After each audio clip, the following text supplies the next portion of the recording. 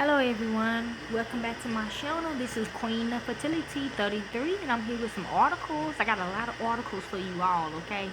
This one gonna be a very interesting one that I found, y'all. It's about Gina and Mob James. They love story, okay? I got two articles to read on this, okay? Because the two articles that I found is so interesting that I decided to do both of them. Now, y'all already know, before I even start, remember when my auntie Harriet Tubman, which is his mama, got tricked into marrying a black man that she thought was a black man but really was a white man? But she didn't tell us though that he had her in slavery.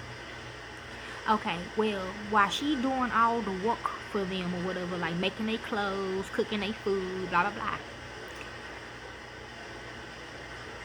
Gina is coercing Mob James type shit. Okay, they call him Uncle Tom. Uncle Tom, okay? So the reason why he really with this woman is because she accused him of rape. Okay, so you see the picture of him and her. She looked like a kid, and he like a grown ass man. Okay, so we finna begin. Okay,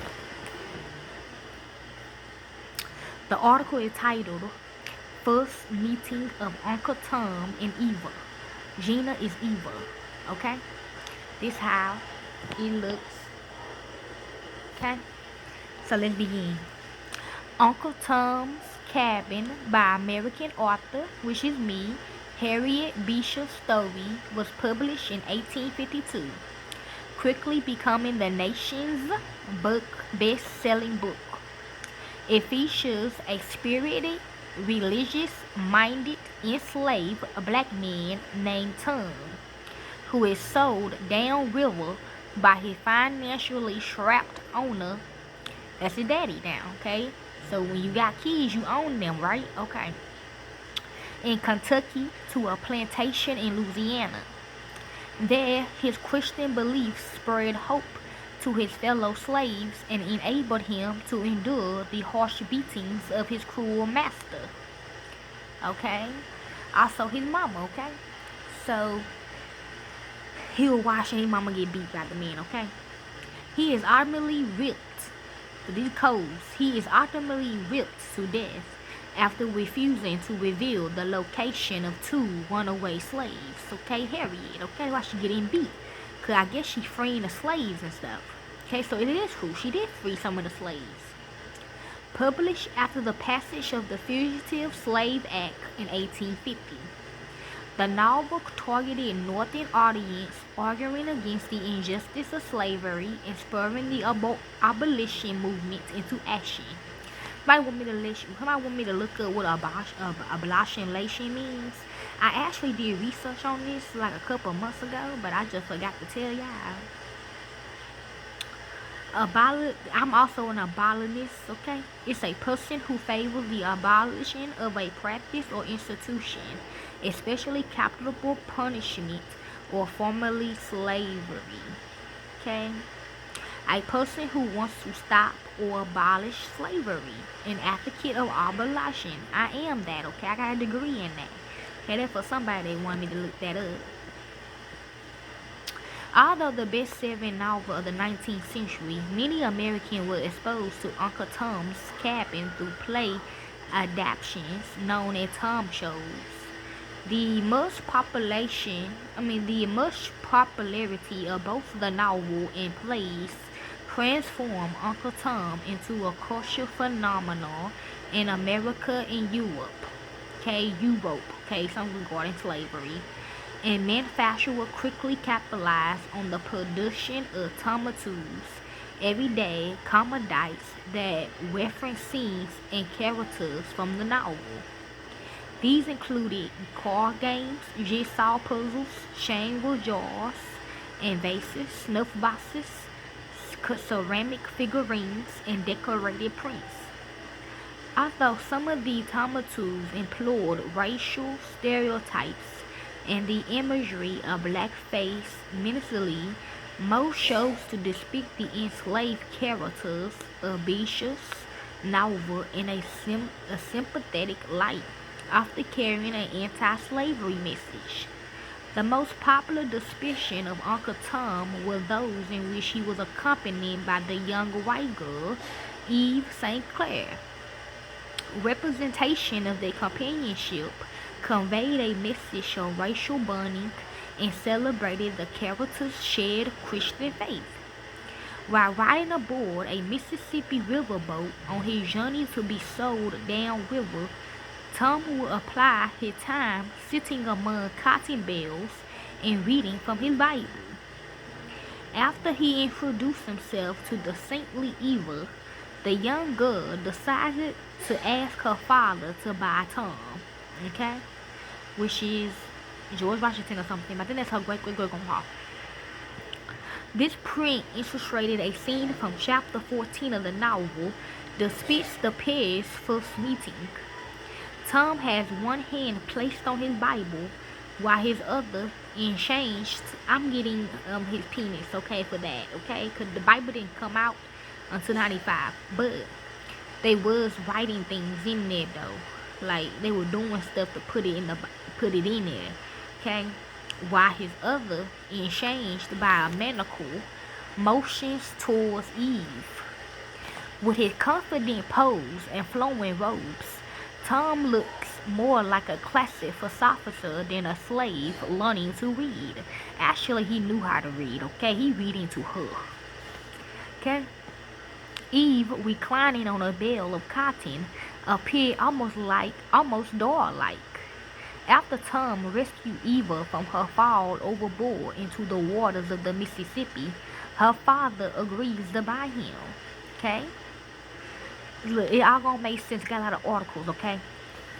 Thomas W. Strong was a New York-based printer and wood engraver who began his career around 1840. His shop specialized in comic literature, and he employed many talented cartoonists and draughtsmen who would go on to work for Harper's Weekly and Vanity Fair. This print was published around 1853 as the second in a series by Strong of Scenes from Uncle Tom's Cabin. Abolitionist Harriet Beecher Stowe, 1811 through 1896, rose to fame in 1851 with the publication of Uncle Tom's Cabin. I was a journalist then, which highlighted the evils of slavery, angered the slaveholding South, and inspired pro-slavery copycat works in defense of the institution of slavery. Stowe's father was the famed Congregational minister Lyman Beecher, so my dad Tupac, and her brother Henry Ward Beecher was also a famous preacher and reformer. In 1824, she attended her sister Catherine Beecher's Hartford Female Seminar, which exposed young women to many of the same courses available in men's academics. Stowe became a teacher working from 1829 to 1832 at the seminar. Harriet Beecher Stowe wrote numerous articles, some of which were published in the Read On women's magazine of the times, Godey's Ladies Book. She also wrote 30 books covering a wide range of topics from homemaking to religion, as well as several novels. The passage of the Fugitive Slave Act of 1850, which legally compelled Northerners to return runaway slaves, infuriated Stowe and many in the North, which is the Most High. She subsequently authored her most famous work, Uncle Tom's Cabin. Okay, cabin, his home. Okay, Gina, his home. That's his heart. Originally sterilized in the National era, Stowe saw her tale as a call to arms for Northerners to defy the Fugitive Slave Act. It was released as a book in 1852 and later performed on stage and translated into dozens of languages. Stowe lost her fame to petition to end slavery. I'm still doing that now. She toured nationally and internationally, speaking about her book and donating some of what she earned to help the anti-slavery cause, okay? And this is part 2. Hopefully this is gonna tell the story, okay? My bad. A major theme in Uncle Tom's Cabin is the problem of slavery and the treatment of humans as property. Concepts that story counterbalance against the morality of Christianity. Story's depiction of slavery in her novel was informed by her Christianity and by her immersion in abolitionist writings. She also drew on her personal experiences during the 1830s and 40s while living in Cincinnati, Ohio, which was a destination for those escaping slavery in Kentucky. Okay, so chickens. And they really the chickens, okay, anyways, in other southern states. In Uncle Tom's Cabin, she made her case against slavery by cataloging the suffering experienced by enslaved people and by showing that their owners were mortally broken. Story also published a collection of documents and testimony, which I did get from Gina and Mom James today, okay? About, yeah, she accused me of rape and they went ahead and, he's a snake, basically. So he turned on his own family. Even his sister, what's her name? Charmaine, Renita. Stowe also published a key to Uncle Tom's Cabin, 1853, that she used to prove the truth of her novel's representation of slavery. Uncle Tom's Cabin combined the elements of contemporary humor and sentimental fiction in such a powerful manner that according to some, it helped to participate the Civil War, which it is now. We're going through Civil War right now. The role of Uncle Tom's, I am in the military.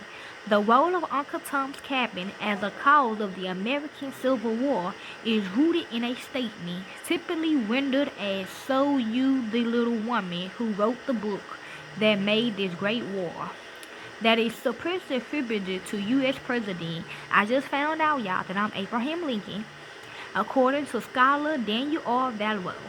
This comment, supposedly made by Lincoln to Story in December 1862, originated in Story family tradition and did not appear in print until 1896. Is this the little woman who made the Great War? Okay. That Lincoln almost certainly did not say the words, however, has not prevented them from being cited repeatedly as Uncle Tom's Cabin's legacy. Another noted theme in Uncle Tom's Cabin is female virtue, which is portrayal of women in stereotypical domestic roles and with less conventional characters. Several of the story's female characters show ethical and moral dignity, including Emily Shelby, the wife of an enslaver who had moral influence over her husband's enslaved people. Okay, so Gina. Miss Shelby's maid, a young woman named Elizabeth, okay, her friend's sister, is a bold character whose actions are motivated by fear and maternal love. Here, it could be her daughter. Elizabeth successfully escapes slavery with her son, fleeing to the north, and eventually made her way to Liberia with her son and husband. Eva is the embodiment of moral purity, a young innocent girl. She even said it in the movie Carrie, okay? That was real, okay? She said she felt nasty when she did it. Although sometimes regarded as cliche, Story's empowerment of women in Uncle Tom's Cabin nonetheless drew attention to the influence of women and the importance of women's rights. Criticism. The novel's reputation became problematic during the 20th century in the 1952 introduction to the novel. Lincoln Hudge referred to Uncle Tom's Cabin as a moral battle cry, but his introduction's efforts to redeem the novel came after Richard Wright and James Barron, among other black writers, had attacked it during the 1930s and 40s. The term Uncle Tom also became an insult used to describe a black person who shows subservience to whites or is otherwise considered complicit with oppressions by whites. I'm finna start calling y'all that. Women too. This sense can be traced to at least the early 20th century. An early public use of it, 1920, had been attributed various to Marcus Garvey. Okay, I think I know him. Okay, oh, that's Michael. And George Alexander McGuire. Today's Uncle Tom's Cabin depiction of its black characters is seen as racist and patronizing. Okay? They say it's a fictional character, a slave child in the anti-slavery novel Uncle Tom's Cabin, okay? Little Eva, okay? Yes, if you watch, okay, Slave Narrative, an account of the life or a major portion of the life of a fugitive or former slave, either written or orally related by the slave personally. Okay.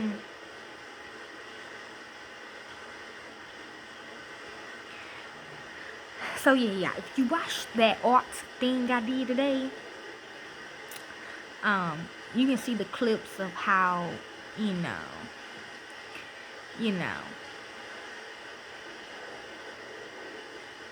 So yes, he turned on his own people, killed his mama. Okay. So yeah, this is the story. They really, to be honest, that's all I could find on them. Okay. So I hope y'all enjoy. Okay, this is the first article. Enjoy. Peace.